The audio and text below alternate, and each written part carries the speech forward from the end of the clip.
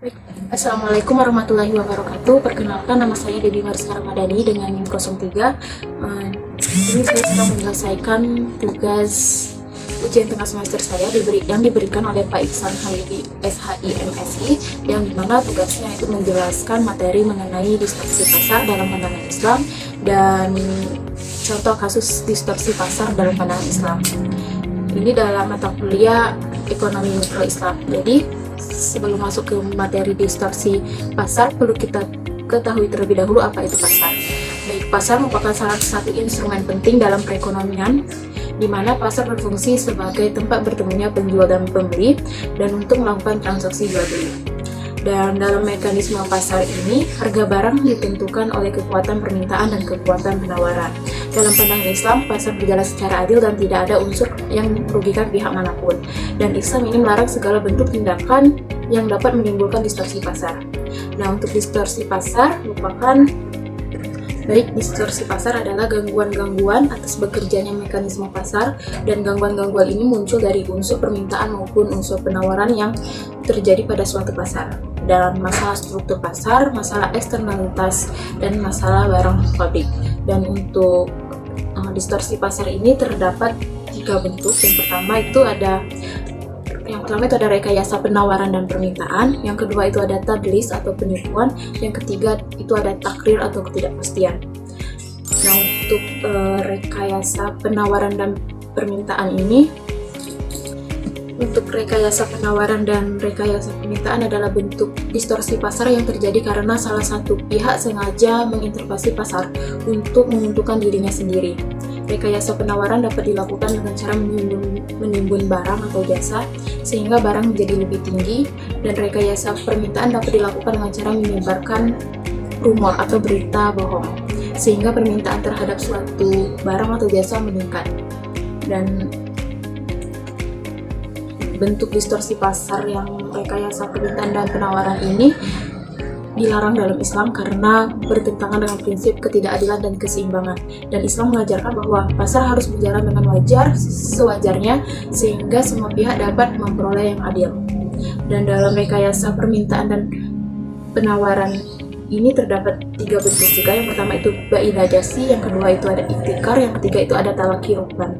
Nah, untuk bai najasi ini adalah menciptakan permintaan palsu atau merekayasa permintaan dengan tujuan untuk menaikkan atau menurunkan harga dari harga yang sedang berlaku di pasar tersebut.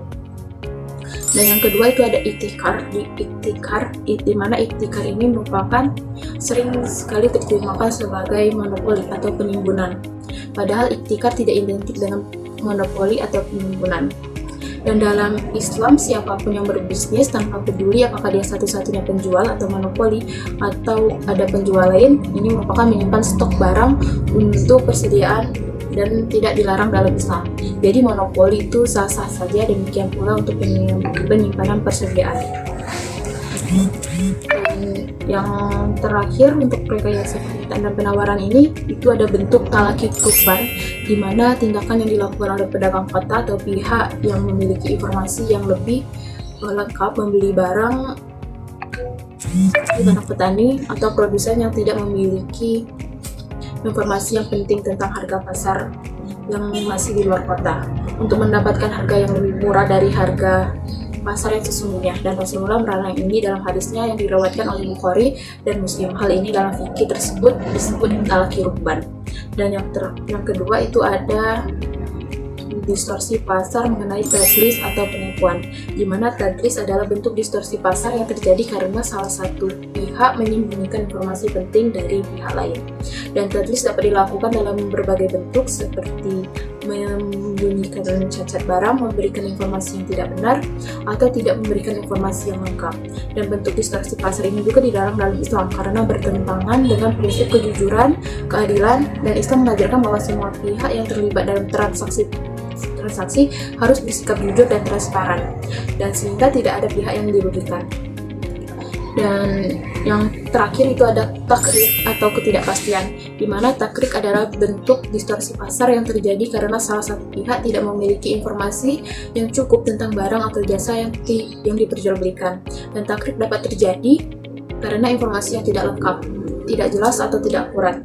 Dan bentuk distorsi pasar ini juga dilarang dalam Islam karena bertentangan dengan prinsip keadilan dan keseimbangan, di mana Islam mengajarkan bahwa semua pihak yang terlibat dalam transaksi harus memiliki informasi yang cukup sehingga dapat membuat keputusan yang tepat. Dan untuk mengatasi distorsi pasar, Islam menawarkan berbagai solusi seperti penegakan hukum, pendidikan, dan kebijakan pemerintah. Nah, di mana untuk penegakan hukum ini melalui penegakan hukum yang tegas terhadap pelaku distorsi pasar. Dan yang kedua itu ada pendidikan, yaitu melalui pendidikan Islam yang mengajarkan kepada masyarakat tentang pentingnya prinsip-prinsip ekonomi Islam. Dan yang terakhir itu ada kebijakan pemerintah yang melalui kebijakan pemerintah yang mendukung penerapan prinsip-prinsip ekonomi Islam. Dalam mengatasi distorsi pasar ini, maka mekanisme pasar dapat berjalan lebih optimal dan menghasilkan hasil yang lebih baik bagi seluruh masyarakat.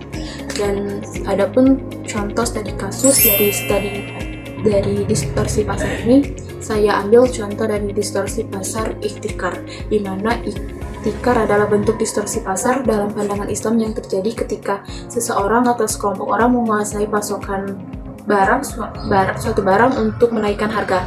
Dan ihtikar termasuk dalam kategori mudrobah, yaitu transaksi yang dilakukan dengan tujuan memperoleh keuntungan tanpa memperhatikan kemaslahatan masyarakat. Contoh studi kasusnya seperti seorang pedagang beras di suatu daerah menguasai pasokan beras di daerah tersebut, sehingga ia sengaja tidak menjual berasnya dengan harga normal, melainkan dengan harga yang lebih tinggi. Hal ini dilakukan karena ia mengetahui bahwa akan terjadi bencana alam di daerah tersebut, sehingga permintaan beras akan meningkat. Dan untuk dampak dari distorsi pasar dari studi kasus ini, itu yang terjadi akibatnya adalah ihtikar akan merugikan masyarakat, di mana khususnya konsumen. Konsumen harus membayar harga beras yang lebih tinggi padahal mereka membutuhkan beras untuk kehidupan sehari-hari. Dan selain itu, ihtikar juga dapat menyebabkan terjadinya kelangkaan barang karena pedagang tidak menjual barangnya dengan harga yang wajar. Dan solusinya itu untuk mengatasi ihtikar pada studi kasus ini, pemerintah dapat melakukan regulasi yang melarang praktik ini. Selain itu, masyarakat juga dapat berperan aktif dalam mencegah ihtikar dengan tidak membeli barang dari pedagang yang melakukan ihtikar ini. Dan jadi kesimpulannya untuk ihtikar dalam studi kasus ini yaitu bentuk distorsi pasar yang melarang dalam Islam. Praktik ini dapat merugikan masyarakat dan menyebabkan terjadinya kelangkaan barang. Pemerintah dan masyarakat yang berperan aktif dalam mencegah ihtikar. Jadi kesimpulannya untuk distorsi pasar ini adalah gangguan yang terjadi atas ideal mekanisme pasar yang dilakukan secara sengaja oleh salah satu beberapa pihak tertentu. Terima kasih. Itu saja penjelasan secara singkat dari saya dan contoh studi kasus distorsi pasar dalam pandangan Islam. Saya akhiri, wabillahi taufiq wal hidayah. Wassalamualaikum warahmatullahi wabarakatuh.